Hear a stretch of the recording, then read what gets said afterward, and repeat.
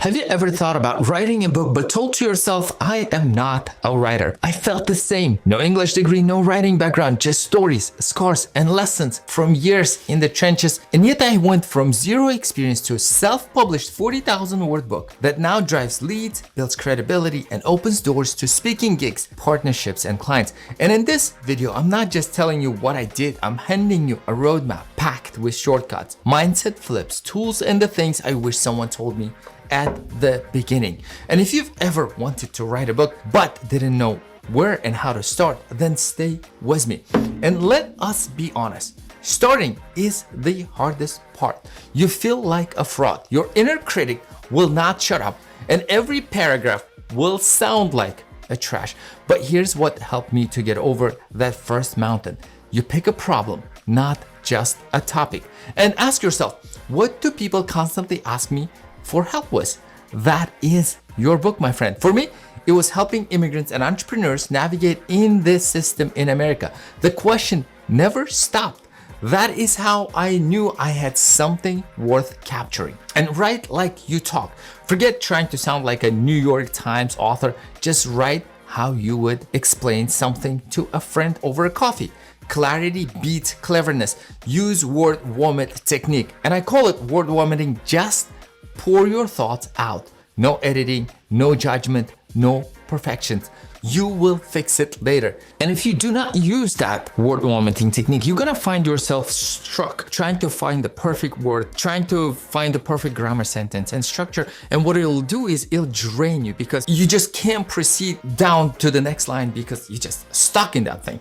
But if you think about it, like let's say you thought about something that you wanted to write, in this case, tax code or how to find a job. And then that section, it just came inspirational. You just open up the laptop and get it out on the paper.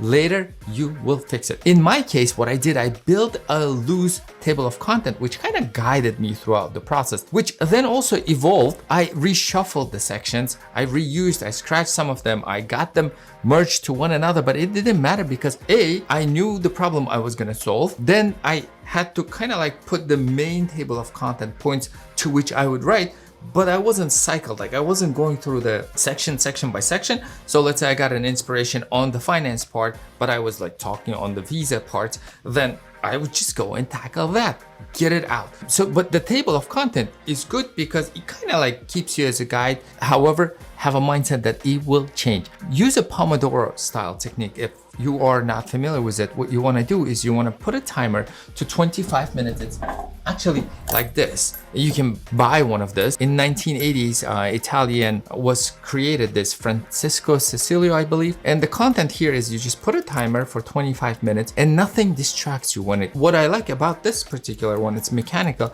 It's got this clicking sound. Can you guys hear it? It's like very satisfying. And then when the time rings, it just, right? So kind of stops you. But it's really good to focus because the science has proven that we can multitask, and if you have constant distractions, then it's bad. For example, even having your phone on mute next to yourself can be distracting because like you know that this guy is here. So they even did the test and they got students, and one group of students had the phone like locked up in a drawer and the other one had it in a different room. And guess which group performed better? The group that had in the other room, because just the mere presence of having a phone next to you is bad. So, you know, that's why kind of like put that away and then get something like this if you need help with focusing, and then just focus and crunch through it. So what you want to do is 25 minutes, take 5 minutes break, do that 3 times. And on the 4th one, you can take 10-minute break if you have time. And if not, then you just continue on. And when I was writing it, I used Google Docs, literally created the table of content in it and start writing. And what I like about it, super cool for collaborations. You can give limited access to people and then you can revoke the access, and the access can be different, right? Comment only, editing, privileges, and or just viewing. And then you know who has it. Because later on, when we talk about the beta readers, the access that you need to provide to people, the designers and etc., this is really cool to have that tool handy. So Nothing fancy so far, everything free because your ideas are flowing from you free, and then the Google Docs is a free document as well. There was a point when I thought I wrote the book. After 27,000 words, I was actually proud and start beating myself, but it took me like about 3 years to get there because first I had this inspiration, then the reality kicked in, like work, bills, problems, troubles, etc., whatnot, and then I'm like, okay, when I settled somehow and found the balance, I'm like, I want to get this out. I want to serve people. I want to give what I know. And at that point, I'm like, okay, I'm going to dedicate the time. So the Pomodoro techniques and others start coming in then. And it was really, really helpful for me to stay focused because I knew that what I have is there to serve. So once I hit that 27,000 words, I was proud, of course. And then I sent it to my friends and they said, that was amazing, but let me be real. Your friends are lying to you, and not because they want to hurt you, just because they're biased towards you. Otherwise, they would not be friends with you, right? So what happened is I start reaching out to people who wrote books before me. Nick Shelton was one of them, and then Phil Mackel, and they both shared the experience because that's one of the things that I realized, that if I want to do something and I don't understand and I haven't done it, but I think that's a good way to do it, then I know that there are always some things that I will not know until I have the experience. It doesn't matter how many YouTube videos I watch and stuff I read. So I'll take a credit. I have that. So I reached out to Nick, and Nick said, oh, this is how I wrote. I locked myself in a room in a hotel for a week and I came out with a book, which is really cool, right? Now, he's a best-selling author actually. And then I talked to Phil Mackel. He's written 3 books. And then he gave me a lot of valuable advice, and thank you so much, Phil, for doing that. And one of the things Phil told me is along the lines is like, if you want this to be a real book and not a glorified blog post, you need an editor. And then what he did is, I'm like, okay, perfect. Can you put me in touch with an editor, please? And then he put me in touch with Dan Edelman, and this guy tore my book apart. An amazing. So basically, I talked to him,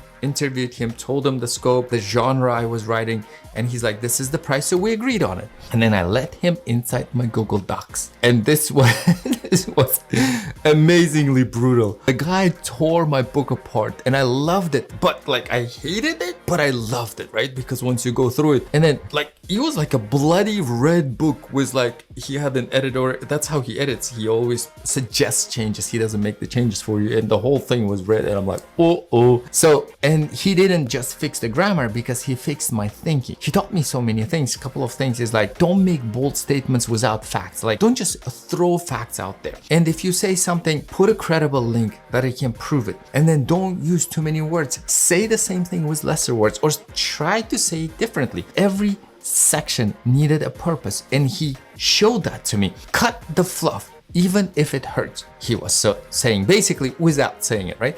But it was very humbling, and it was a turning point for me as well, because not only he taught me how to become a better writer for the book that I was writing, but also how to become a better person, better leader, a better friend, a better spouse, a better father, because now I'm mindful of what I say, how I say, and if I'm throwing something, I just need to know it's a factual proof that I know it actually a factual proof. Otherwise, I just don't use it. And therefore, sometimes you will see, even on these videos that I record, I put the source because I use statistics, data from different sources, and then I point to the sources as well. I just don't want to be throwing stuff. Those were a couple of things that he taught me. So the writing itself made me a better business owner, a better friend, and a better father. So here's an actionable tip for you. Look for editors on Reedsy, which is Reedsy, Fiverr, or Upwork. And then you want to expect to spend, depending upon how much your book and genre and the style, the editor, somewhere between $500 to $2,000 depending on your word count and their experience. A great editor will make you a better entrepreneur, not just a better writer. And so I thought now I was good because he made it red. I pointed everything out, and then I hired him again to go through this again, because I kind of like talked to him on like, what happens now, and he's like, I need to go through it again. And then he did. He made more red stuff in it. So I was thinking, perfect, right? I'm done now, because the book was like somewhere around like, it didn't went up too much on a word count. So if it was around 27, I was somewhere around between 27, 28,000 words. And then I kind of thought it was good. I was proud of myself. And then went to Phil again, and I'm like, Phil, can I pick your brain? He's like, yeah, sure.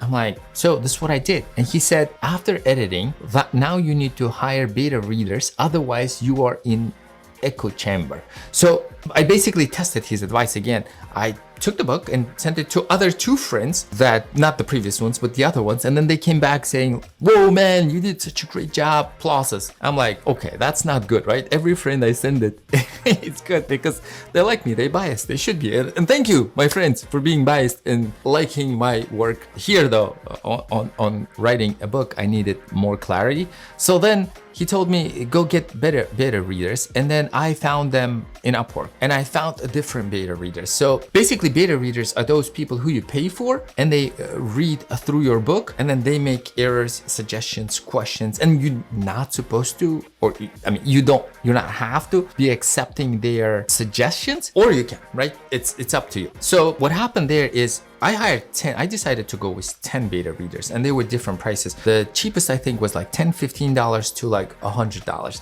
for my book. And Phil, for example, he told me, if I'm not mistaken, that he would line up all betas at once and go through the comments at once. For me, it was better to find out what each person says and then go through them after them, although it would take longer, but then I'm working individually, right? So I would give an access to each person, and then they'd go through it, and then they'd mark up some are good, detail oriented, some are generic, because you want both, right? And in this case, I was looking for the content, the writing style, the storytelling, and as they would do those remarks, I would correct some of them. I would go back and forth. They would ask a question and I'd respond to it, and then I would make the edits or decline them and whatnot. And from there, my book started to grow in word count. I actually there was one specific beta reader that I remember. All of them were exceptionally valuable, but one I remember, I hired her from Upwork, and she was from Europe, and she goes like, hey John, I see you talk in your book a lot about the entrepreneurship, but how about some people who don't want to start their businesses? They want to work for someone else. And I'm like, wow, that is legit. So let me write about how to find a job, how to prepare for a job interview, how to dress, how to behave yourself so you can get promotion. And then she goes like, well, I see you moved without kids, but how about those who have families and they move in? How do we enroll them to schools? How do we keep them busy? Are there entertainment programs, activities for them? How does Child Protective Services work? And etc. I'm like, whoa, girl, you're like so legit, right? Let me write about that. And then she goes like, how about religion in there? How about the firearms? I'm like, whoa, I don't like you, but I like you. And after that, my book actually grew to 40,000 plus words. And that's crazy, right? And none of this would have happened had I not tapped into the betas. Then it would have been probably half of this, and it would only have half of the value, and it would only address half of the populations. But now there's an investment, there's how to start a business, there's how to work for someone else, how to find a house, how to get the driver's license, how to file the taxes, how to behave yourself in the social settings. There's a lot in this book, and yes, I did have that information. I wanted it out, but without those betas and experience that I have underwent through, there was no way I would create this from the first time. A guy who never wrote a book and had no idea. So here's an actionable tip. If you are genuinely writing a book and want to serve other people, then be willing to part with your money, because now you're paying editors, right? For each path, the prices that I mentioned, then you're paying beta readers, and there's more people that you're gonna pay for, but it's satisfying. It's way better product that you do. So anyhow, if you decide to go get beta readers besides your mom and your closest friends, then go to Upwork, Fiverr, Reddit, groups like that. And in my case, it was $10, $15 I think was the cheapest, and $100 was the most expensive one. And then after that, I thought perfect, right? My book is now ready. And then I go to Phil and I talk to him what do I do now, Phil? And is my book ready? Because I had 2 passes with Dan, 10 beta readers, I addressed comments, so I'm feeling pretty cool. And he says, yes, have Dan look at it again. So that's the 3rd time me paying Dan for it. And then he says, you'll also need a typographer and layout and formatting. I'm like, what is that, right? The person who goes through the commas, spacing, etc. I'm like, okay. So I do that, and then I get the Den to go through it over again, and Den was pretty happy last time. Still pointed out a few more things after the third edit. Imagine this. Then I addressed them. I'm like, okay, so I feel like good now. Then I go to Phil. I'm like, okay, Phil, what happens next? And he's like, get a designer for interior and exterior. I'm like, holy crap. So it's not just like I uploaded somewhere, but yes, no, then I needed to get a designer. So a publishing, there was another person who also wrote a book. I'm not going to mention his name. And he referred me to his publishing company, which he had really good experience working with, because like experience to experience are different, right? And I went and I decided to go with a self-publishing route. And I went to that publishing company, US based, and they're like, yes, sure, we're gonna design the front, the back, and they start proposing the options for the outside design, exterior, and just none would hit the mark. For some reason, it just was like off and off. And I'm like, come on, like I've been working with freelancers for so long. I know what I don't want. Although I might not know exactly what I want, but when I see what I don't want, I know it, which is good, right? Keep excluding it. So anyhow, we came up with the designs just wouldn't hit the mark. They were blurry, like either not crispy. The photos weren't clear, vivid, color scheme, and all that stuff. And I went to my friend Mansur Mahmudov. I studied with him back in Uzbekistan in the university, and he is an amazing designer. He's like, dude, yeah, of course, I'll help you. I'm like, thank you so much. So he proposed two options. First, I went with that option. You guys see that, the yellow option? I went with that, but then he also had like a B version for this, and it like struck my heart, and I came back to it again. So I kind of have two covers now, but this is my favorite color so far and cover that I kind of like. So your cover is your click-through rate if you think about it. Use tools like Canva Pro to mock up your versions if you know. If not, you can get freelancers at Fiverr, Upwork, or basically like have someone else do it for you, or you do it yourself. It doesn't matter, but make sure that it's like also be willing to change it, because it's like CTR, which is click-through rate on a thumbnails. So on a YouTube video, believe it or not, a thumbnail to a thumbnail will make a difference. Meaning, will people click on that video or not will depend on the thumbnail and title. Of course, the topic, the idea itself is super important, but what I'm saying is thumbnail is pretty important as well. And this is like a thumbnail if you think about it, right? The book cover is a thumbnail. So if it's on the shelf with among others, or if somebody is scrolling your potential or buyer in the Amazon books or Barnes and Noble, and they see this, right? You want them to click on it if this is of an interest for them. So therefore, don't neglect. That's what I'm saying. Spend some money on an exterior and interior design as well. And speaking of publishing, I had to weigh out options how to whether do a self-publishing or traditional, which is the all-time or like existing the old ways, right? You would have to go through a publishing company because companies like an Amazon didn't exist, which now make it so much easier for authors to go with. And I chose the self-publishing route. They're constant pros with both of them. If you go a traditional publishing like a Penguin House and such, then you have to find the literary agents. They call them literary agents, and you go to them with a query letter. It's like, let's say you build a business and you want to pitch it. It's like going after investors, right?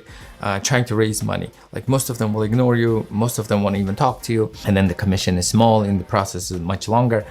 So that's how I felt. I would have probably continued on the traditional publishing path, but I had other rather urgent or pressing tasks that required a lot more of my attention.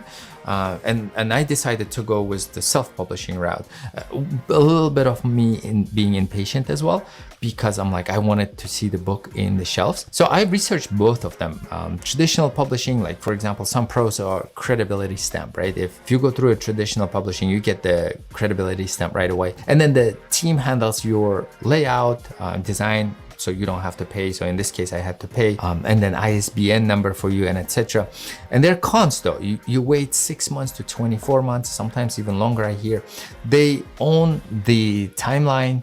You earn 10 to 15% per book if that's what you want. If you want to go through a self-publishing, still, you as an author who needs to promote yourself, which means paid promotions, events, the podcast, etc. So it's not like the publishing house will pick up your book and now you have a lot of literally sales coming in. Self-publishing, here's some pros for you. For example, 35 to 70% of the royalties on Kindle and Amazon. The reason I'm saying two is because you get to choose which one you want based on the book price you want to put. You've got a total control over edits, pricing, and marketing. But the cons are you do everything. You pay up front for editing, design, printing. In my case, as I said, it was that the self-publishing, but I paid that publishing company and they did interior design. So they did well for the interior design, although my virtual assistant had to go back and forth with them many times because we came up with like really cool things, right? So see the design, how it looks, but also we came up with a couple of downloading functions here, like check marks to incentivize people to keep going on, and the design and table of content. And we had some other tables too, like types of visas, types of entities, places to call. So it is, I'm grateful for every person who helped me along the way. But again, yes, if you're going self, then you're paying for everything up front. If you go traditional, my understanding, once the traditional picks you up, they give you a starting fee or something, and then the rest is like from the royalties you do. There's one more thing is, in my case, ended up using KDP, Kindle Direct Publishing, which to publish my book. It is print on demand, which means I don't have to hold any inventory. It's a low risk. Just I needed to make sure my formatting and cover are top tier, which was in my case. And if you don't know how to do it, Fiverr or Upwork or others would be good for you. There was also another version. So this is a soft cover. I also did the hard cover, which was good. But then we also did the ebook, and that was different. So we had to, the ebook is the one that like, because you can read it from a different devices, like a Kindle, for example, and some are different, like smaller, or phone smaller, Kindle larger, and iPad larger. And it's kind of like, it's responsive, like a responsive website. Goes in, goes out, and then you can read it. So for that, I had to pay a little extra to make that happen as well. I did opt out from the audiobook because I did some research.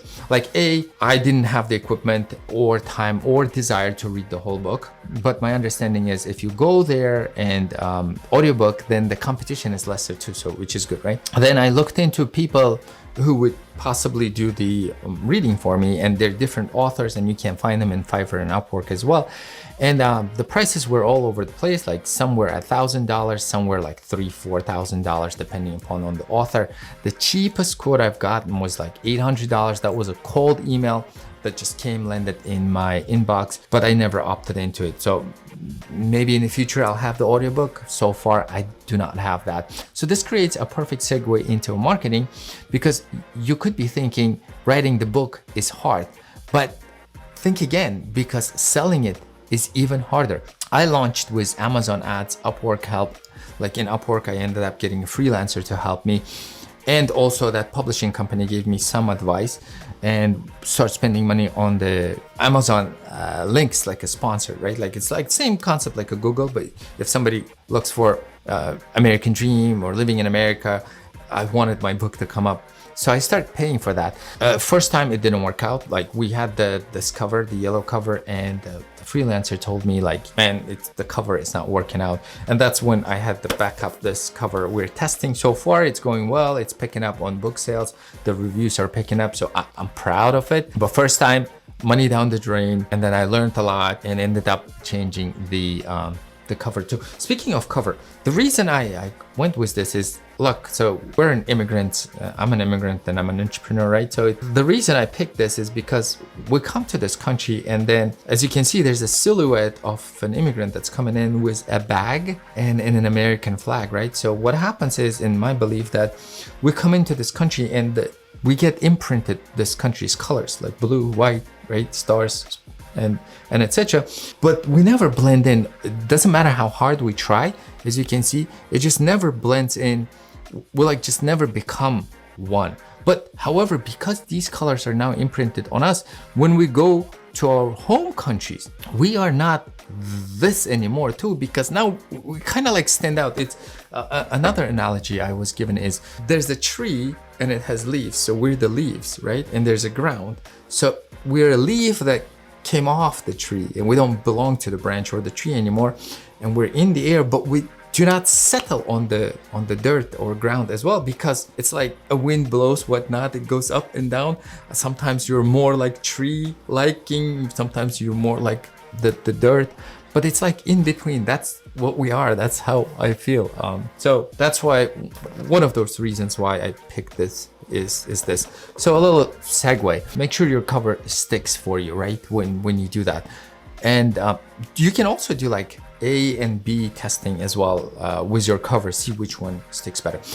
Another thing is you could literally now leverage this book for business like crazy. Think about it like a business card, right? If you go to somebody and you hand them a business card, and you probably went through this experience, you're like, here's my business card.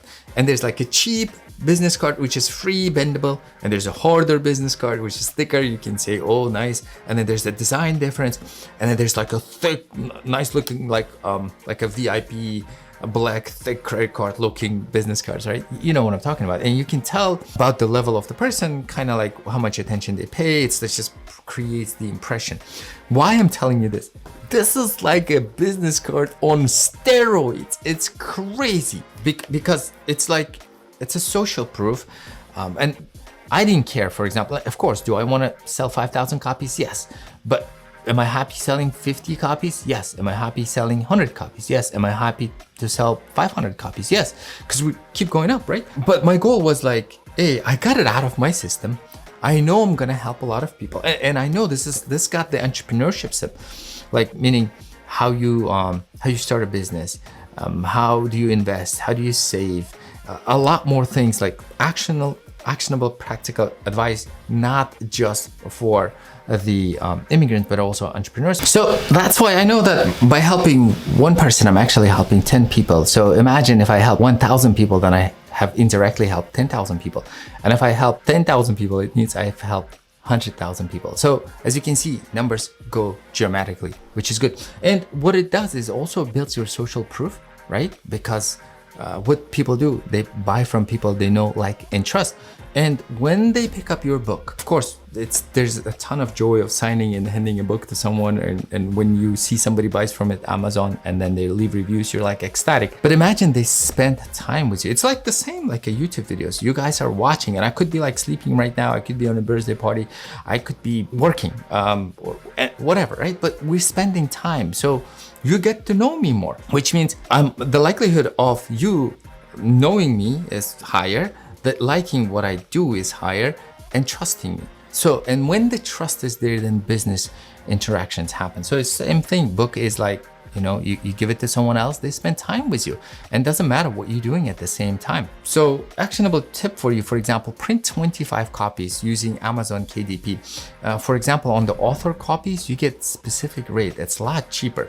It's like less than $5 per copy when you get the author copies.